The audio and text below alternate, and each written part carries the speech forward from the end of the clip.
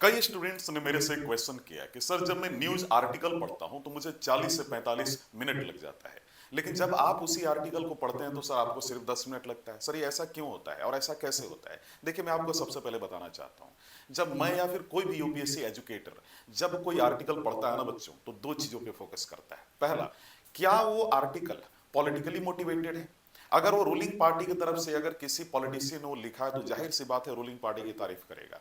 अगर वो ऑपोजिशन से है तो ऑपोजिशन अपनी पार्टी को तारीफ करेगा और जाहिर सी बात है गवर्नमेंट को क्रिटिसाइज करेगा। तो इस प्रकार का जो आपका आर्टिकल है वो आपके लिए नहीं है, क्योंकि यूपीएससी को न्यूट्रल आर्टिकल से न्यूट्रल कंटेंट चाहिए उसके आंसर्स में। दूसरा जो हम सभी देखते हैं वो ये देखते हैं कि जो आपका कंक्लूजन है, यानी जो आपका न्यूज आर्टिकल होता है उसका नीचे से देखो कंक्लूजन वहां लिखा होता है।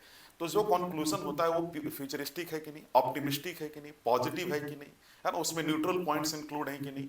अगर ऐसी चीजें हैं तभी उस आर्टिकल को पढ़ो, क्योंकि यहां पर आपको समझना बहुत जरूरी है कि जब आप यूपीएससी का आंसर लिखते हैं आप, तो उस दौरान आपको पॉजिटिव, है ना, इसके बाद फ्यूचरिस्टिक, ऑप्टिमिस्टिक आपको कंक्लूजन लिखना होता है। ये दो तरीका अगर फॉलो करोगे तो आप कम समय में आर्टिकल्स को पढ़ पाओगे और अपनी समय को बचाकर प्रोडक्टिविटी में लगा पाओगे, जो कि आपके एग्जाम निकालने में सहायक होगा।